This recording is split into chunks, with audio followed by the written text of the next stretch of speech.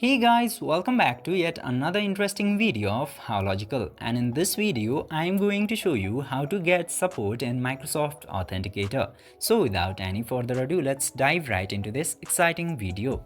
Now, in order to get support into your Microsoft Authenticator, you just simply have to open this Authenticator application at first, and after opening the application, simply unlock it. Then after unlocking, you will get to see this three dots into top right. Just simply tap into three dots and go to this help section. Just simply tap into help section, and after going into the help option, you will get so many options into here. Now you just simply have to tap into this Microsoft support option in order to get the support in Authenticator. Now you just simply have to sign into your account, and you can filter through many facts into here. This way, you can easily get support into Microsoft Authenticator. I hope this video was helpful for you. If yes, don't forget to like, share and subscribe to the channel to never miss another update. Thank you for watching the video.